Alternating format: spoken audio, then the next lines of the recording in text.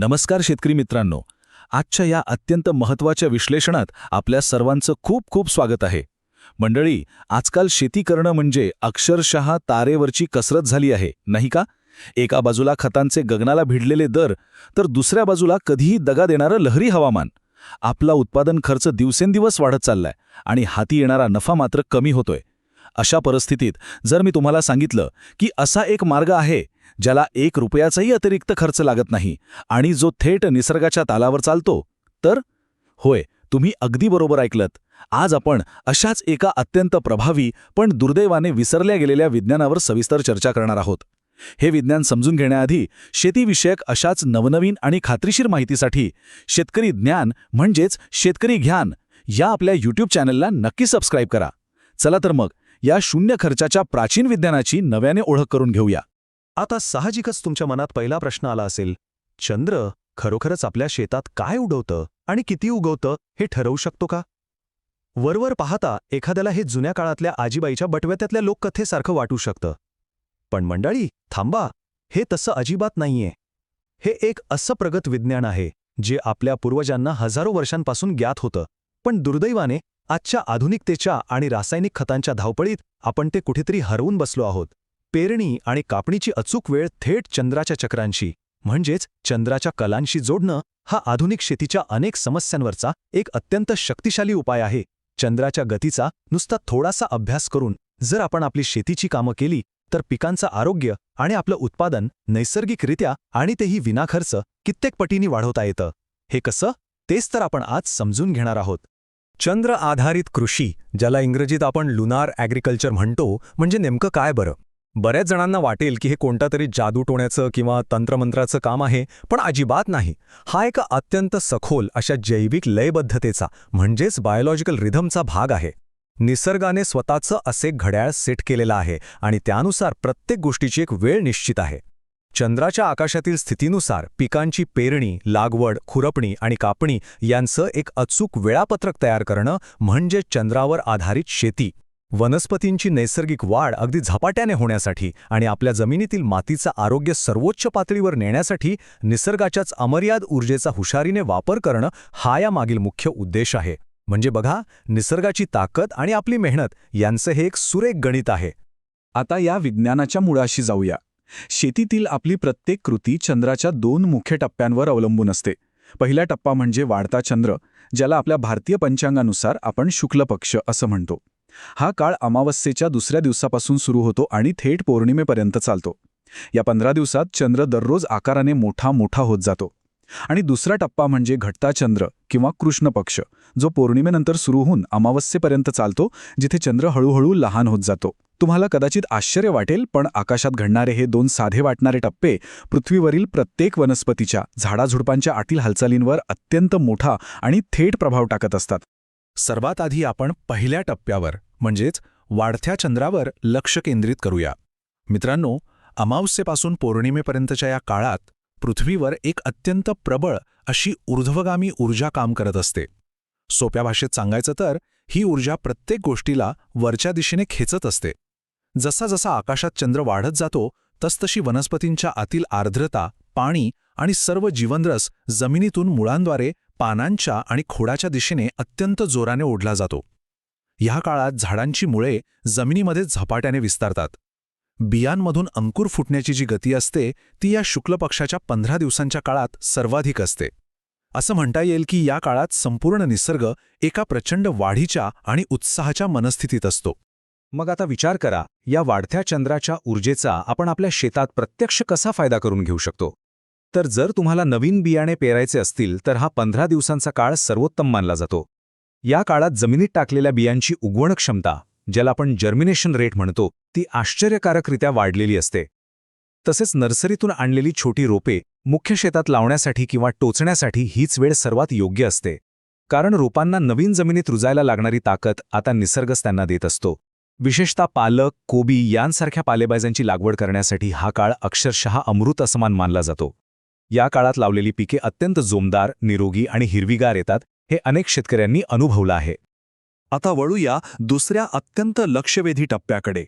तो म्हणजे पौर्णिमा ते अमावस्या असा घटत्या चंद्राचा काळ. पौर्णिमा संपली की निसर्गात एक मोठा बदल होतो. या कृष्ण पक्षात ऊर्जेची दिशा पूर्णपणे बदलते. जी ऊर्जा आतापर्यंत वरच्या दिशेने जात होती ती आता अधोगामी होते, म्हणजेच जमिनीच्या खाली खोलवर मुळांकडे जाऊ लागते. या काळात निसर्ग जणू आपला श्वास आत घेत असतो आणि शांत होत असतो. झाडांमधील सर्व पोषण मूल्य, रस आणि ताकद पानांमधून हळूहळू खाली उतरून मुळांमध्ये साठवली जाऊ लागते. या अधोगामी ऊर्जेचा शिताफीने वापर करून आपण आपल्या जमिनीची ताकद आणि पिकांचा पाया अनेक पटींनी भक्कम करू शकतो. घटत्या चंद्राच्या या खाली जाणाऱ्या ऊर्जेचा शेतीत कसा फायदा घ्यायचा ते नीट समजून घ्या. ज्या पिकांचं उत्पादन जमिनीच्या खाली म्हणजेच मातीत येतं, उदाहरणार्थ बटाटा, कांदा यांसारखी कंदमुळं, त्यांच्या लागवडीसाठी हा काळ सर्वात उत्तम आहे, कारण सर्व ऊर्जा आता मुळांच्या विकासाकडे केंद्रित झालेली असते. दुसरी अत्यंत महत्त्वाची गोष्ट म्हणजे तण काढणे आणि खुरपणी करणे. तुम्हाला माहितीये का, या काळात तणांची वाढीची क्षमता सर्वात कमी असते, त्यामुळे एकदा खुरपणी केली की तण लवकर वर येत नाही. तसेच सेंद्रिय किंवा जैविक खत जमिनीत देण्यासाठी हा सर्वोत्तम काळ आहे, कारण ऊर्जा खाली ओढली जात असल्याने तुम्ही दिलेलं खत थेट आणि वेगाने मुळांपर्यंत पोहोचतं. आता जर तुम्ही या घटत्या चंद्राच्या चक्रानुसार शेतीची कामे केलीत तर तुम्हाला किती भव्य आणि सकारात्मक परिणाम दिसतील ते पहा. सर्वात पहिलं म्हणजे कंदमुळांचा आकार आणि वजन लक्षणीयरित्या वाढतं. दुसरं म्हणजे तुम्ही दिलेलं सेंद्रिय खत माती अगदी पूर्ण क्षमतेने शोषून घेते, ज्यामुळे जमिनीची सुपीकता दीर्घकाळ टिकते.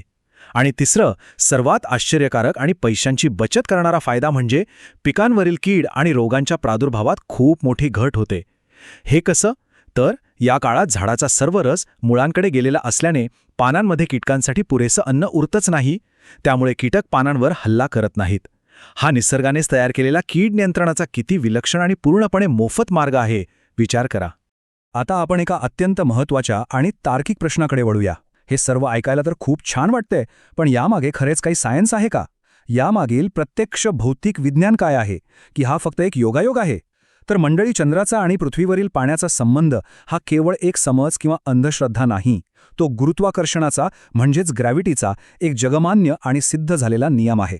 आधुनिक विज्ञानाने सुद्धा हे मान्य केलं आहे. चला तर मग हे विज्ञान अगदी सोप्या भाषेत आणि पुराव्यासकट समजून घेऊया, म्हणजे तुमच्या मनातील उरलीसुरली शंकाही दूर होईल.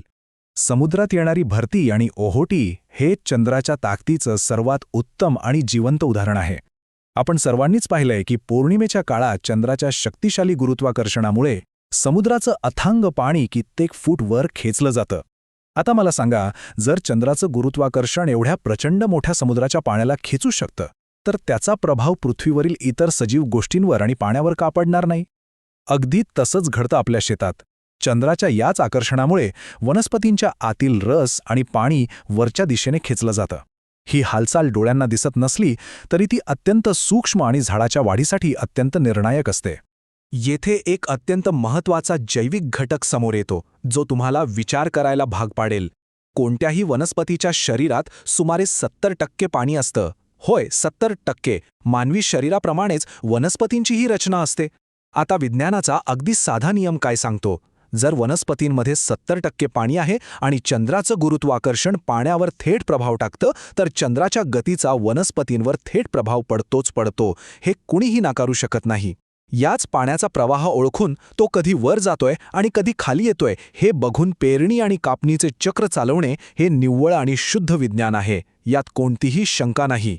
मित्रांनो, हे भौतिक विज्ञान आजच्या आधुनिक युगात कुठेतरी आपल्या विस्मरणात गेलं असलं तरी आपल्या प्राचीन परंपरेत आणि संस्कृतीत ते खोलवर रुजलेलं आहे. हीच तत्वे प्राचीन वैदिक कृषी प्रणालीमध्ये आणि होमाथेरपी म्हणजेच अग्निहोत्रावर आधारित शेतीमध्ये मुख्य आधारस्तंभ मानली गेली आहेत. आपल्या पूर्वजांनी, ऋषीमुनींनी पिढ्यानपिढ्या निसर्गाचं आणि ग्रहांच्या गतीचं अत्यंत सूक्ष्म निरीक्षण करून हे ज्ञान शास्त्राच्या रूपात आपल्यासाठी मांडून ठेवलं होतं. आजचे पाश्चात्य विज्ञान ज्याला दुजोरा देत आहे आणि ज्यावर रिसर्च करत आहे, ते ज्ञान भारतात हजारो वर्षांपासून वैदिक शेतीच्या रूपात अस्तित्वात होतं आणि अत्यंत यशस्वीपणे वापरलंही जात होतं. तर मग ही चंद्रावर आधारित शेती पद्धत अवलंबल्यास अंतिमतः शेतकऱ्याला काय साध्य होतं? सर्वात मोठा आणि महत्त्वाचा फायदा म्हणजे शेतीतील उत्पादन खर्चात होणारी प्रचंड मोठी बचत. माती स्वतःहून मजबूत झाल्याने रासायनिक खते आणि कीटकनाशकांचा खर्च एकदम कमी होतो. दुसरं म्हणजे मुळांची योग्य वाढ झाल्याने पाण्याची मोठी बचत होते, जे आजच्या काळात खूप गरजेचं आहे. आणि सर्वात महत्त्वाचं म्हणजे बाजारातील रासायनिक पिकांपेक्षा अत्यंत चवदार, रंगतदार आणि पोषण मूल्याने परिपूर्ण असं उच्च प्रतीचे सेंद्रिय उत्पादन हाती येतं. यामुळे खाणाऱ्यांच्या आरोग्यातही सुधारणा होते आणि उत्पादनाला बाजारात चांगला हमीचा भावही मिळतो. म्हणजे फायदाच फायदा. एका महान विचारवंताने म्हणले, निसर्गाचा समतोल राखा आणि निसर्ग तुम्हाला भरभरून देईल. आजच्या काळात हे वाक्य अक्षरशः काळाची गरज बनलं आहे. आपण रासायनिक खतांचा अतिवापर करून जमिनीचा पोत बिघडवला आहे, पण आता वेळ आली आहे ती थांबण्याची. पुन्हा एकदा या चंद्राच्या आणि निसर्गाच्या नैसर्गिक चक्रांचा मनापासून स्वीकार केल्यास हा निसर्ग आपल्याला कधीही निराश करणार नाही याची खात्री बाळगा. तो विपुल प्रमाणात आणि आपल्या अपेक्षेपेक्षा जास्त उत्पन्न देईल. शाश्वत शेतीची ही दृष्टी केवळ आपल्या फायद्यासाठी नाही, तर आपल्या पुढच्या पिढ्यांसाठी या पृथ्वीला जिवंत आणि समृद्ध ठेवण्यासाठी एक अत्यंत खात्रीचा मार्ग आहे. मंडळी, आजच्या या सविस्तर विश्लेषणात आपण एका अत्यंत महत्त्वपूर्ण, वैज्ञानिक आणि पूर्णपणे विनामूल्य तंत्राची माहिती घेतली. येणाऱ्या पुढच्या हंगामात या नैसर्गिक चक्रांचा तुमच्या प्रत्यक्ष शेतात थोडा का होईना पण प्रयोग करून नक्की पहा. तुम्हाला निश्चितच एक मोठा आणि सकारात्मक बदल दिसून येईल. जर तुम्हाला आजचं हे सविस्तर विश्लेषण आणि ही माहिती आवडली असेल तर शेतकरी ज्ञान म्हणजेच शेतकरी ज्ञान या यूट्यूब चॅनलला आत्ताच सबस्क्राईब करा, जेणेकरून शेतीशी जोडलेली अशीच प्रभावी, नाविन्यपूर्ण आणि शास्त्रशुद्ध माहिती आम्ही तुमच्यापर्यंत सतत पोचवत राहू. निसर्गाशी जोडून राहूया आणि शेतीत प्रगती करूया. आजच्या या सत्रात अगदी शेवटपर्यंत सहभागी झाल्याबद्दल तुमचे मनपूर्वक धन्यवाद. जय जवान, जय किसान.